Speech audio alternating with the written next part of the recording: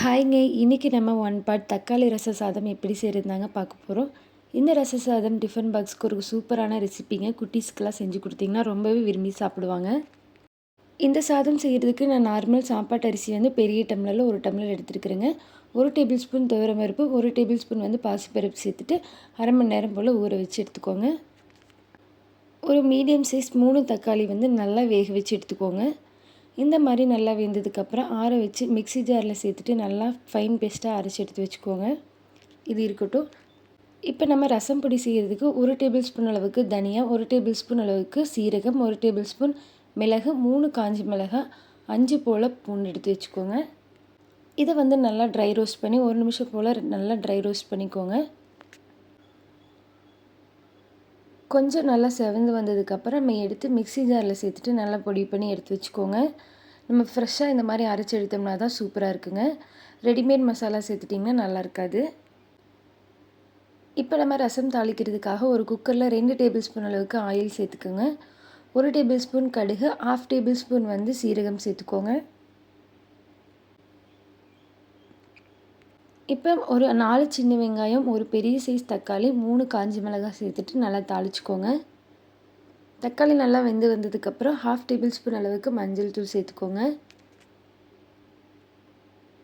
இப்போ நம்ம அரைச்சி வச்சுருக்க ரசப்பொடி சேர்த்துக்கலாங்க. சேர்த்துட்டு 1 நிமிஷம் போல் நல்லா வதக்கி விட்டுக்கோங்க. இப்போ கொஞ்சம் வதங்கினதுக்கப்புறம் நம்ம அரைச்சி வச்சுருக்க தக்காளி சேர்த்துக்கலாங்க. இதையும் 1 நிமிஷம் போல் நல்லா வேக விட்டுருங்க. தேவையான அளவு உப்பு, ஒரு 1/2 டேபிள் ஸ்பூன் அளவுக்கு பெருங்காயத்தூள் சேர்த்துக்கோங்க. உங்ககிட்ட கட்டி பெருங்காயம் இருந்தால் அது கூட சேர்த்துக்கலாம். நம்ம வந்து இன்றைக்கி பெரிய டம்ளரில் 1 டம்ளர் வந்து ரைஸ் எடுத்துகிட்டு அந்த ரைஸ்க்கு வந்து நம்ம 3 டம்ளர் அளவுக்கு தண்ணி சேர்த்துக்கோங்க. அப்போ தான் வந்து நமக்கு சாதம் வந்து நல்லா குலைவாக இருக்கும். இப்போ நம்ம எடுத்து வச்சுருக்க ரைஸை நல்லா கழுவி சேர்த்துக்கோங்க. சேர்த்துட்டு கடைசியாக உப்பு இருக்கான்னு நல்லா பார்த்துட்டு 1 டேபிள் ஸ்பூன் அளவுக்கு புளித்தண்ணி சேர்த்துக்கோங்க. அப்போ தான் வந்து நமக்கு ரச சாதம் நல்லாயிருக்கும். ரொம்ப சேர்த்து வேண்டாங்க, ஏற்கனவே நம்ம வந்து தக்காளி நிறைய சேர்த்துருக்கோம். கடைசியாக கொஞ்சம் கருவேப்பிலை, கொஞ்சம் மல்லித்தலை சேர்த்துட்டு நல்லா கலந்து விட்டுருங்க.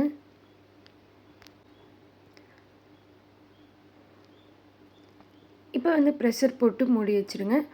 ஒரு 2 விசில் வந்து வந்ததுக்கப்புறம் 2 விசில் வந்து லோ ஃப்ளேமில் வச்சு விட்டு எடுத்துக்கோங்க. அப்போ தான் வந்து நமக்கு சாப்பாடு நல்லா குலைவாக இருக்கும். ஒரு 10 நிமிஷம் கழித்து ஓப்பன் பண்ணி நல்லா கிளறி விட்டுக்கோங்க. மேலே வந்து 1 டேபிள் ஸ்பூன் அளவுக்கு நெய், கொஞ்சம் மல்லி எல்லாம் கட் பண்ணி சேர்த்துட்டு நல்லா மிக்ஸ் பண்ணிக்கோங்க. அவ்வளோதாங்க, நமக்கு வந்து சூப்பரான ரச சாதம் ரெடி ஆயிடுச்சு. இந்த தக்காளி ரச சாதம் வந்து நமக்கு கோல்டு இருக்குது, இல்லை ஃபீவர் அந்த டைம்லலாம் ரொம்பவே நல்லாயிருக்கும். சூடாக சாப்பிட்டிங்கன்னா கண்டிப்பாக ட்ரை பண்ணி பாருங்கள். இந்த ரச சாதத்துக்கு வந்து நம்ம சைடிஷாக அப்பளம் வச்சு சாப்பிட்டிங்கன்னா தான் சூப்பராக இருக்கும். அப்படி இல்லைன்னா ஊறுகாயும் கூட வச்சு சாப்பிட்லாங்க. நம்ம தக்காளி ரச சாதம் பிளேட்டில் சேர்த்துட்டு மேலே வந்து ஒரு 1/2 டேபிள் ஸ்பூன் போல் நெய் சேர்த்துக்கோங்க. கூடவே நம்ம பொரிச்ச அப்பளம் சேர்த்துட்டு நல்லா பிசைஞ்சு ஒரு வாய் எடுத்து சாப்பிட்டிங்கன்னா அவ்வளோ டேஸ்ட்டாக இருக்கும். அதுவும் சூடாக சாப்பிடும்போது ரொம்பவே நல்லாயிருக்குங்க. கண்டிப்பாக ட்ரை பண்ணுங்கள். இந்த ரெசிபியை உங்கள் வீட்டில் இருக்கிறவங்களுக்கு டிஃபன் பாக்ஸ்க்கு கண்டிப்பாக செஞ்சு கொடுங்க. நம்ம சேனலை சப்ஸ்கிரைப் பண்ணி வச்சுக்கோங்க.